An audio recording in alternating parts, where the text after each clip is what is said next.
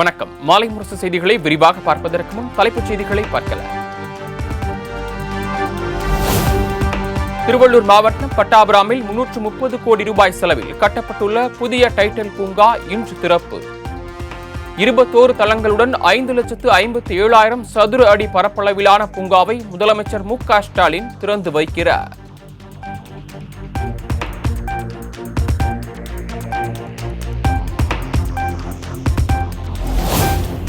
நாடாளுமன்ற குளிர்கால கூட்டத்தொடர் குறித்து விவாதிக்க முதலமைச்சர் மு.க. ஸ்டாலின் தலைமையில் இன்று திமுக எம்பிக்கள் கூட்டம். திமுக மக்களவை, மாநிலங்களவை உறுப்பினர்கள் தவறாமல் பங்கேற்க வேண்டும் என அக்கட்சியின் பொதுச் செயலாளர் துரைமுருகன் அழைப்பு.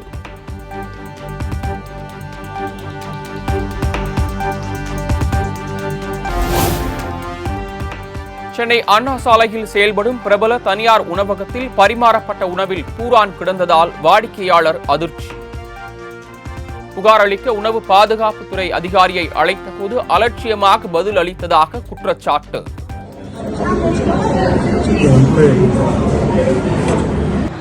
சார் வணக்கம் சார், இது 100% பண்ணியிருந்தாங்க சார், திண்டுக்கல் தரப்பு. சரிங்க சார், சரிங்க சார், சரிங்க சார். ஆக்சிடென்ட் நீங்கள் சொல்லுதானே, கன்ஃபார்ம் பண்ணிட்டீங்கல்ல, ஆக்சிடென்ட் ஆடுறது.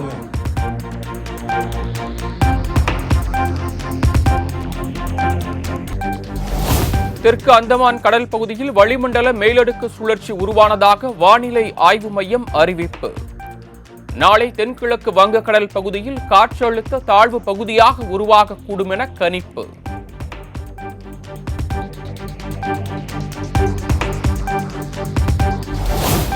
தமிழகத்தில் வரும் 24ஆம் தேதி வரை ஓரிரு இடங்களில் மிதமான மழை பெய்யக்கூடும் என வானிலை ஆய்வு மையம் தகவல். புதுச்சேரி, காரைக்காலிலும் மழை தொடரும் என அறிவிப்பு.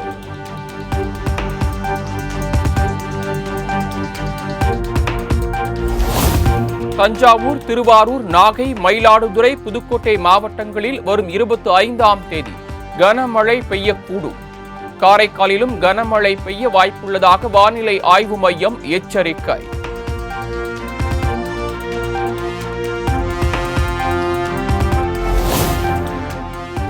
கனமழை எதிரொலியால் நாகையில் இரவு நேரத்திலும் குறுவை அறுவடை பணிகள் தீவிரம்.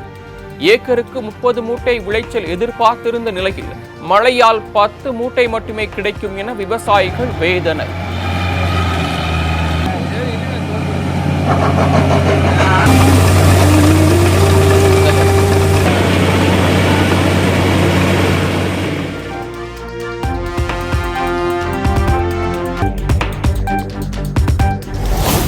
மிக கனமழையை எதிர்கொள்ள அனைத்து ஏற்பாடுகளையும் செய்ய ஆட்சியர்களுக்கு அமைச்சர் KKSS ராமச்சந்திரன் அறிவுரை.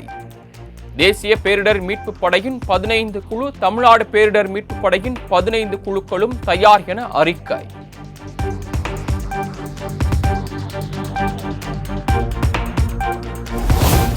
ராமநாதபுரம் மாவட்டத்தின் பல்வேறு பகுதிகளில் 2வது நாளாக கொட்டி தீர்த்த கனமழை. குடியிருப்பு பகுதிகள், பள்ளி மற்றும் மருத்துவமனை வளாகத்தில் மழைநீர் தேங்கியதால் பொதுமக்கள் கடும் அவதி.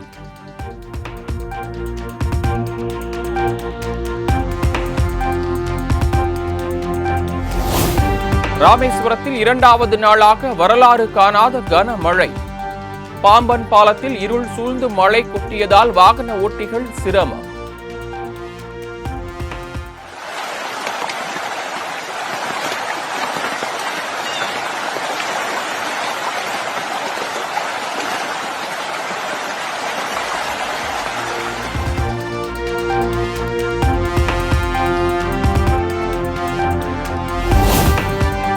நெல்லை மாவட்டத்தில் பெய்து வரும் தொடர் மழையால் தாமிரபரணி ஆற்றில் கடும் வெள்ளப்பெருக்கு. குறுக்குத்துறை முருகன் கோயிலை வெள்ளம் சூழ்ந்ததால் அப்பகுதிக்கு பக்தர்கள் செல்ல தடை.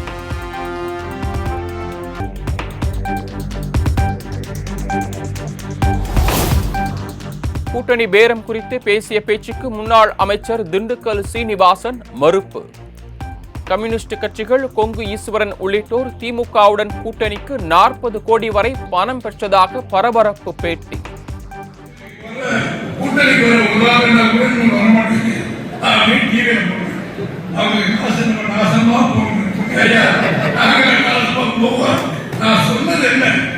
நடக்கிற தேர்தலில் மாண்புமிகு எடப்பாடி அவர்கள் கடுமையாக களப்பணியாற்றுகிறார்.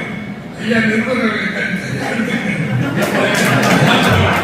அதன்படி இருக்கிற பொழுது ஒரு கூட்டணிக்கு போகும்போது நம்ம குடும்பமாக பேசும்போது இவ்வளவு செலவாகுது அவர் செலவாகுது சொன்னாங்க. அதை நான் சொன்னதுனால கூட்டணி வராதுங்கிற மாதிரி செய்தி கொடுத்துருக்காங்க.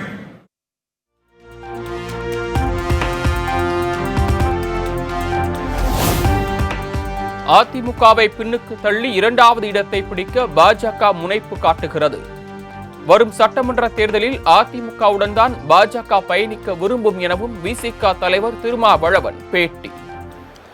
அதிமுகவை பின்னுக்கு தள்ளி இரண்டாவது இடத்திலே திமுக பாரதிய ஜனதா என்ற ஒரு போட்டி அரசியலை இங்கே உருவாக்க வேண்டும் என்பது அவர்களின் முனைப்பாக இருக்கிறது. இதை யாரும் மறுத்துவிட முடியாது.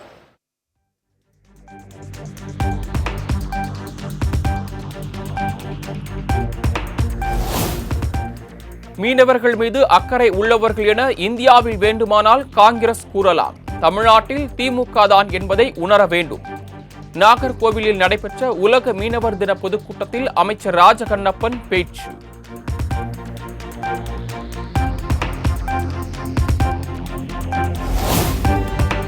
ஓசூரில் வழக்கறிஞர் கண்ணன் மீது நடத்தப்பட்ட கொலைவெறி தாக்குதலுக்கு எதிர்ப்பு.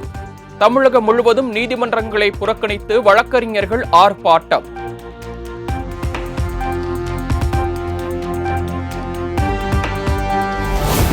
தஞ்சையில் பள்ளி வகுப்பறையில் ஆசிரியை கொல்லப்பட்டதற்கு கண்டனம். தமிழகத்தின் பல்வேறு மாவட்டங்களில் ஆசிரியர்கள் போராட்டம்.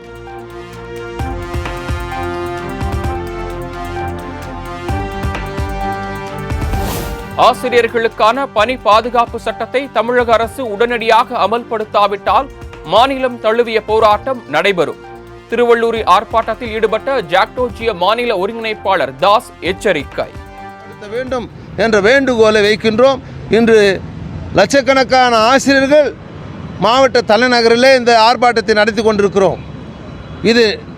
இதற்கான சட்ட வடிவு வரவில்லை என்று சொன்னால் அடுத்த கட்டமாக உயர்மட்ட குழு அனைத்து ஆசிரியர்களும் சென்னையிலே கூடி அடுத்த கட்ட போராட்ட நிகழ்வை அறிவிக்க இருக்கிறோம் என்பதை தெரிவித்துக் கொள்கின்றேன்.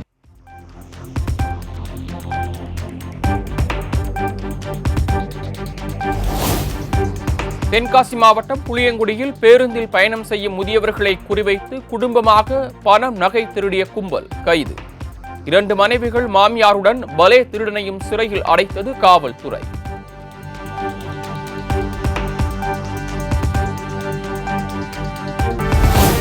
கிருஷ்ணகிரி மாவட்டம் தேன்கனிக்கோட்டை அருகே 1 வாரத்திற்கு மேலாக முகாமிட்டுள்ள காட்டு யானைகளால் பொதுமக்கள் அச்சம்.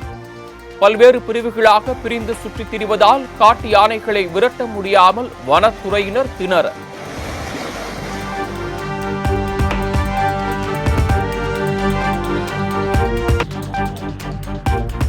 இந்தியாவும் கயானாவும் ஜனநாயகத்தை கட்டி காக்கும் நாடுகளாக திகழ்கின்றன. கயானா நாடாளுமன்ற சிறப்பு கூட்டத்தில் பிரதமர் மோடி உரை.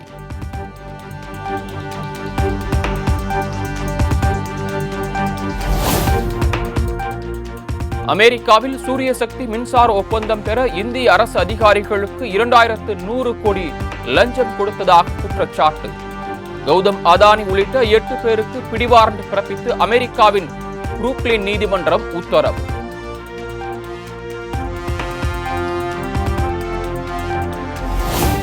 அதானி குழுமம் உடனான 62,128 கோடி மதிப்பிலான ஒப்பந்தத்தை ரத்து செய்தது கென்யா. நம்பகமான ஆதாரங்களுடன் ரத்து செய்வதாக அந்நாட்டு அதிபர் ரூட்டோ அறிவிப்பு.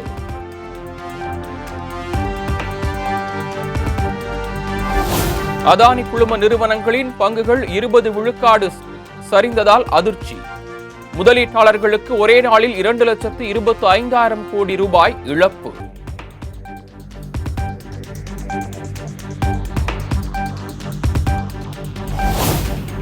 சூரிய மின் விநியோக ஒப்பந்த முறைகேடு குறித்த அமெரிக்க நீதிமன்றத்தின் குற்றச்சாட்டு அடிப்படை ஆதாரமற்றது. தங்கள் மீதான குற்றச்சாட்டுகளுக்கு எதிராக அனைத்து சட்ட நடவடிக்கைகளும் எடுக்கப்படும் என்றும் அதானி குழுமம் திட்டவட்டம்.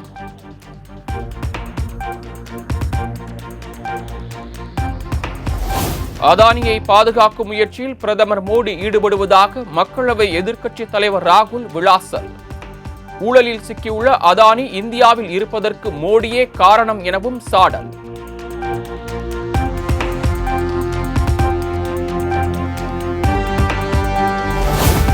சூரிய மின் விநியோக ஒப்பந்த முறைகேடு விவகாரத்தில் தொழிலதிபர் அதானியை உடனடியாக கைது செய்ய வேண்டும். அதானி விவகாரத்தில் நாடாளுமன்ற கூட்டுக்குழு விசாரணைக்கு உத்தரவிடவும் ராகுல் காந்தி வலியுறுத்தல்.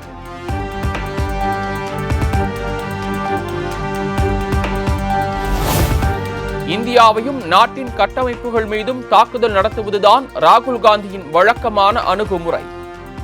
அதானி குழும முறைகேடு விவகாரத்தில் சட்டம் தன் கடமையை செய்யும் என்றும் பாஜக உறுதி.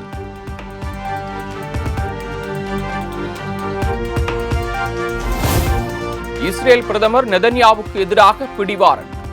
காசா மீது தொடர்ந்து போர் நடத்தி மக்களை கொன்று குவிப்பது தொடர்பான வழக்கில் சர்வதேச குற்றவியல் நீதிமன்றம் உத்தரவு.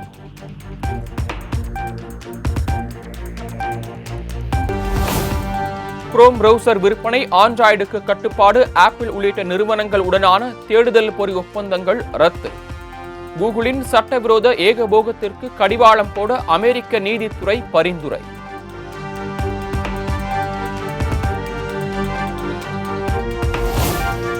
ஐரோப்பாவில் மேலும் 4000 பேரை பணி நீக்கம் செய்ய ஃபோர்டு நிறுவனம் முடிவு. மின்சார கார்களின் விற்பனை சரிவை சந்தித்துள்ளதால் நடவடிக்கை.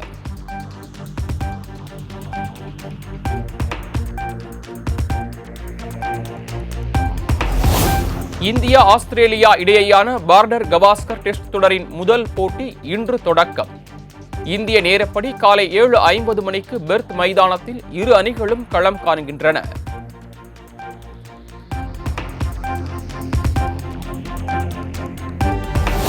சென்னை போயஸ் கார்டனில் நடிகர் ரஜினிகாந்துடன் நாம் தமிழர் கட்சி தலைமை ஒருங்கிணைப்பாளர் சீமான் திடீர் சந்திப்பு.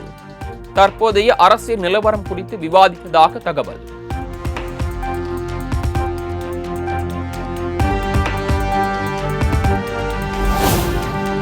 வெற்றிமாறனின் விடுதலை 2ஆம் பாகம் ட்ரெய்லர் மற்றும் பாடல்கள் வரும் 26ஆம் தேதி வெளியாகிறது. போஸ்டர் வெளியிட்டு அறிவித்தது படக்குழு.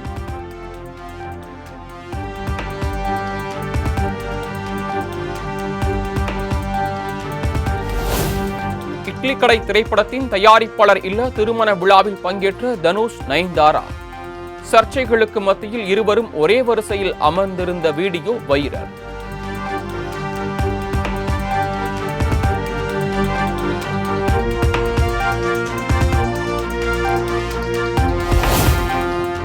நடிகர் தனுஷ், ஐஸ்வர்யா ரஜினிகாந்த் விவாகரத்து வழக்கில் நவம்பர் 27ஆம் தேதிக்கு தீர்ப்பு.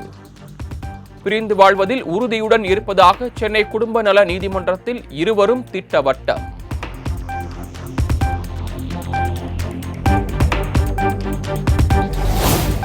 குழந்தை மீது சத்தியமாக ஜாலியோ ஜிம்கானா படத்தின் அத்தனை பாடல்களையும் தானே எழுதியதாக சக்தி சிதம்பரம் அதிரடி.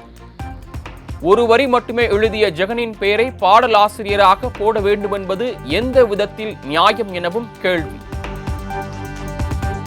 நான் எழுதின பாட்டுக்கு நான் என் பேரை போட்டிருக்கேன், ஏன் விட்டு இல்லை வளரும் கலைஞர் அப்படி இப்போ நான் என் உழைப்புக்கு நான் இன்னொருத்தர் பேர் நான் இது ஒவ்வொரு வரியும் நான் எழுதுன எழுத்து சார். இது ஏன் விட்டு கொடுங்கன்னு சொன்னால் இது என்ன பேச்சு? அப்போ யாரோ ஒருத்தர் ஒரு அசிஸ்டன்ட் டேரக்டர் கஷ்டப்படுற நீ டைரக்ஷன் பேர் போட்டுக்கோன்னு சொல்ல முடியுமா? இது எனக்கு தானே சார் தெரியும், அந்த வழி என்னன்னு எனக்கு தெரியும். நான் அந்த பாட்டை எழுதியிருக்கேன் சார். இது என்ன சார் ஒரு வரி எழுதினாருன்றதே ஒத்துக்கிறேன்னு சார். தனி மனித விரோதம்லாம் அவர் மேலே அந்த தம்பி வளரக்கூடாதுன்னு நான் நினைக்கிறவனே கிடையாது.